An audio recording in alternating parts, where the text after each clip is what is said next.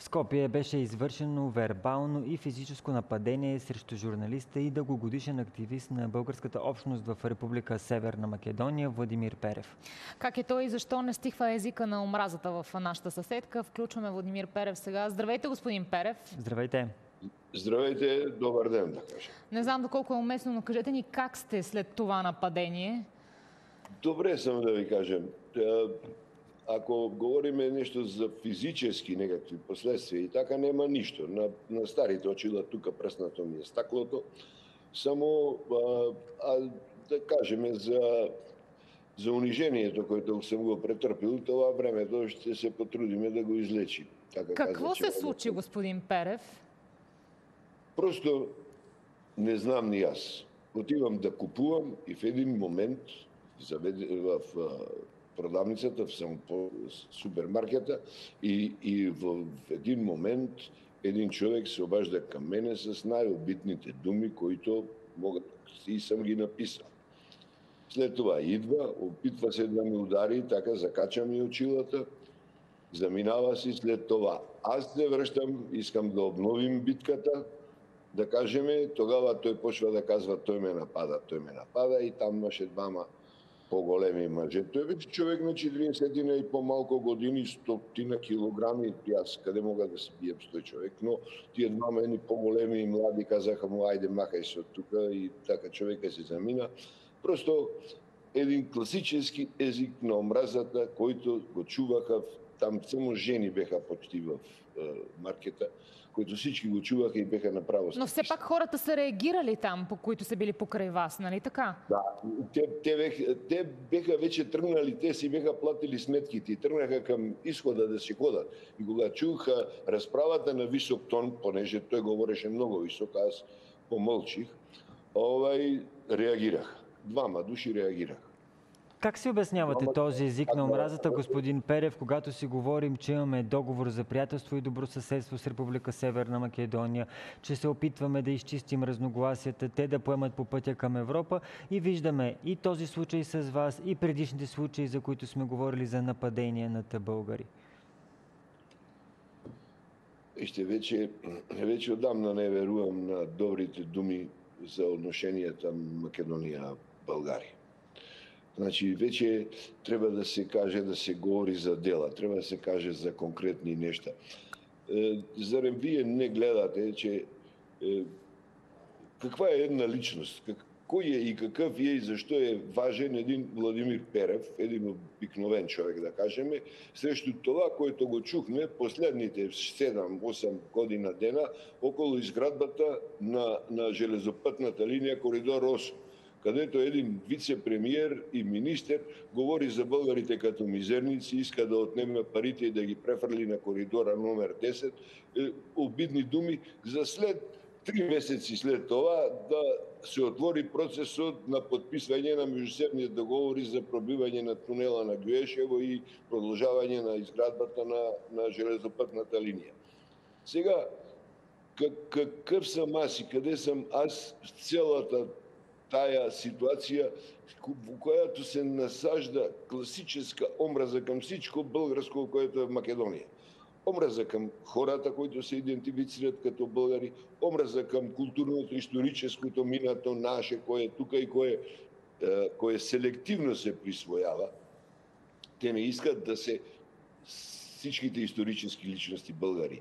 Има някои личности там, които ги класифицират като фашисти, като Иван Михайлов и другите, за разлика от македонските българи, които повечето са михайловисти и антикомунисти. Всичко това се случва на очите на половин свет, да кажем, на целия Европейски съюз. И всичко това на някакъв начин се толерира. Сега, защо е тая политика така? И защо е тая ситуация така? Не мога да ви кажа. Защо, господин Перев, от какво и от кого всъщност се подклажда тази омраза към българите, този език на омразата? Най-вече линията на оста към българите ходи по линията Скопие-Белград-Москва. Това е основната линия. Финансово поддържана от Будапеща и от китайците и вероятно с някакво безучастие на гърците, които изкараха своето, промениха името и така, и те мислят, че се заштитени. Но ще дойде и нивния ред, како е почнала политиката в Македонија. Това е продолжение на една руска империална политика, руско-съветска политика, която иска да има нестабилност на Балканите, където на Сърбия трябва да се даде едно превъзходство и над България, и над Романия, и даже и над Гърция се опитват да го направят. Това да не говориме за силата, която искат да я покажат в Босна и в Черна гора. Неведнъж сме говорили, господин Перев. Там насочен. Неведнъж сме говорили, господин Перев, за това трябва ли езикът, който и отношението България показва, да бъде по-сурово, по-твърдо. Какво се случва и с вписването на българите в Конституцията на Република Северна Македония? Започваме, повдигаме ни въпроси и те после оттекват във времето. Вижте, трябва да кажем ясно някои неща и да бъдем обективни. И да не искаме повече от възможностите. Това, което става сега, е политика от 1930 България, политика от 1936 година, 1934 година па насам. Това е политика и на комунистическите ръководства, претежно на Георги Димитров, па и на Тодор Живков. Това е политика на едно снишение към сръбските агресии, културологски и национални, политика на някаква солидарност с социалистическия лагер на Москва и така. Това, което става задните 5 години, 6 години, 7 години, това означава промена на българската политика, която става активна, на определен начин агресивна, не можем да търсиме повече от това, което могат. Политика, която вече за българската политика говорим, която вече разбива оковите на миналото, тия робските пранги на миналото и влиза в една нова европейска демократична ера.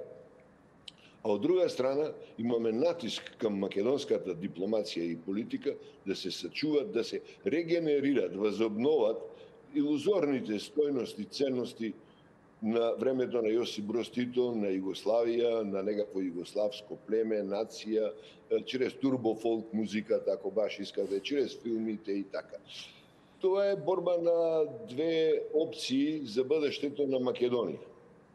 И тая опция накрая от обикновено всички войни губитник е Македония и македонските българи, но поне да се надяваме, че сега, в тия моменти, поне ще получиме нещо повече. Поне България ще запази части от своята история и историята и спомените на българското племе и българската култура, да кажем и цивилизация на македонската почва. Да, истина е, че има сега македонска нация. Тая нация никой никому не му я отзима. Тая нация е призната. Имат и свой език, който е признат на определен начин. Но навлизането в историята, Господин Перев, и понеже отиваме към финала на нашия разговор, моля ви, кажете ни сега, притеснявате ли се, когато трябва да излезете някъде навън и имало ли преди такива опити за някакво нападение или сплашване спрямо вас? Вижте, това беше атака, която се очакваше. Не се знаеш само времето и местото. Вече дълго време гледам някакви неприязни погледи, когато пътувам низ Македония или ходим по градовете. Даже и в моя Прилеп, там един път роден, че когато разбраха, че съм от Прилеп, те не знаеха някакви млади хора на ВМРО-то поманае. Тогава малко се смекша ситуацията. Значи знаех, че това ще стане. А да се страхувам, не се страхувам. Няма защо. Не мислим да седим дома. Разбрахме, господин Перев. Много ви благодаря за този разговор. Радвам се, че сте добре и за съжаление за лошата ситуация, в която сте били поставени.